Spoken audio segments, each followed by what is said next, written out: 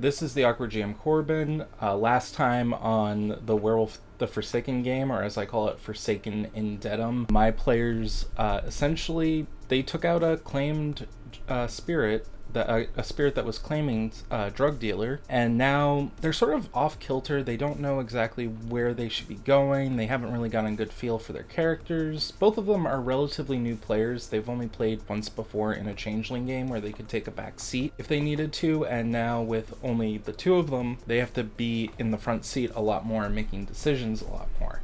Now, they do feel like they've got a lot less direction because of how open I created the game. I'm basically going to try and narrow that field down a little bit. I'm not going to go railroady with them, but I'm going to introduce them to the Protectorate Alpha and a liaison to the Protectorate that they can talk to so that they don't have issues with that, or they can at least feel a little bit more guided as opposed to just left to their own devices.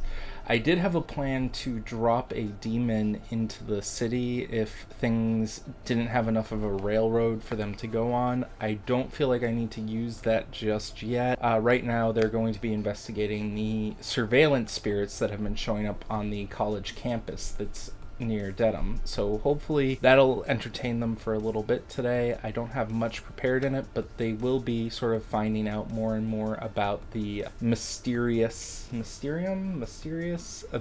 hunter group that possibly is linked to the college campus. Okay, and now we shall take a little bit of a break and we'll go into what happened into the session after the Patreon announcements. Shout out to our patrons Echo B, The Bohemian, Cookie T, Stephen A, Joshua S, Byron A, Jeremy Z, and Alex. Thank you for supporting the channel.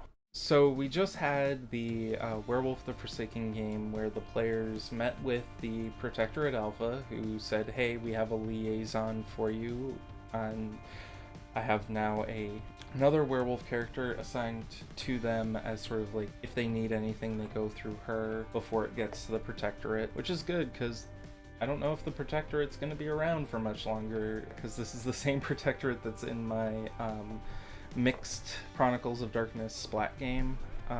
So if the pure tribes come down on the Forsaken, my players are going to be the only Forsaken in the city, which is going to be kind of crazy.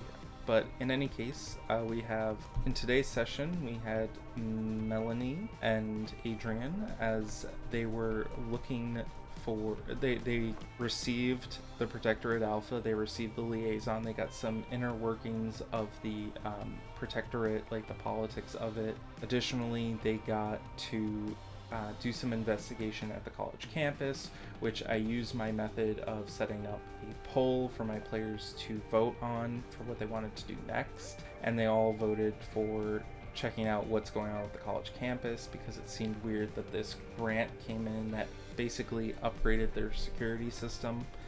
And they now know, after going into campus and pretending to be janitors, that the funding came from a group of hunters, specifically the No Mysterious people. I forget how you pronounce that. I probably pronounced it wrong because Latin.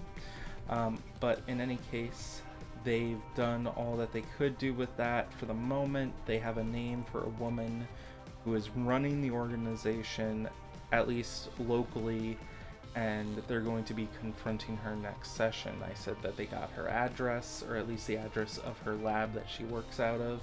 So we're going to see some No Mysterious versus Werewolf action. Probably there's going to be some traps. There might be a mech suit or two, depending on how big I want to go with this, but they're definitely going to be an antagonist going forward because the players want to do this next session. So now I'm going to be preparing for next session where they're going up against hunters. Thank you so much for watching, and I hope you have a good one.